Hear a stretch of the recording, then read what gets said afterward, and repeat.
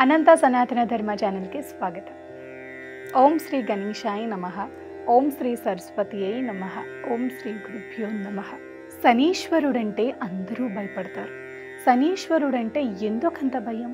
శని అనే పేరు చెప్పగానే చాలా భయపడిపోతారు. శని పట్టుకున్నదంటూ ఆందోళన చెందుతుంటారు మరికొందరు. అసలు శనీశ్వరుడు మహాశివ భక్తుడు.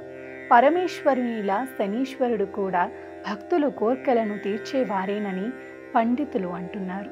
శనిగ్రహం అంటే అందరికీ భయం. క్రూరుడని, కనికరం లేనివాడని, మనుష్యుల్ని పీడించేవారని అందరూ అనుకుంటారు. కానీ ఆ అభిప్రాయం సరికాదని జ్యోతిష్య శాస్త్రం చెబుతోంది. జనానాం కర్మఫలం గ్రహరూప జనార్దనః అనే దానిని బట్టి వారి వారి కర్మానుసారం ప్రజలకు వారికి తగ్గ ఫలాన్ని ఇచ్చేవాడే జనార్దనుడు. ఆయనే శ్రీ మహావిష్ణువు. ఆయన గ్రహాల ద్వారా ఆయా ఫలితాలను ప్రజలకు అనుగ్రహిస్తుంటాడు.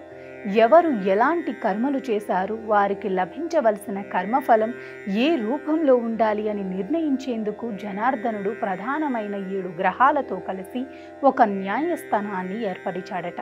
ఆ కోర్టుకు అధ్యక్షుడి శనిదేవుడు. ఆ న్యాయస్థానం నిర్ణయించే కర్మఫలాన్ని అందజేసే బాధ్యత శనిదేవుడిదేనని జ్యోతిష్య నిపుణులు అంటున్నారు.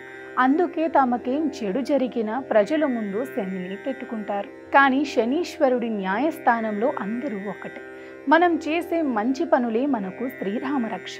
ఒక వ్యక్తి జన్మరాశి చక్రంలో చంద్రుడికి ముందు 12 ఇంట శని ఉంటే ఆ వ్యక్తికి ఏలినాటి శని ఆరంభమైనట్టే.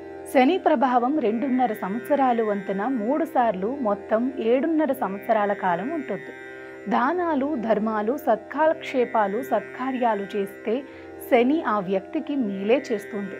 అన్ని గ్రహాలకు అధిపతి అయిన శనీశ్వరుడు అనుగ్రహమే అందరికీ రక్ష అని జ్యోతిష్య నిపుణులు అంటున్నారు.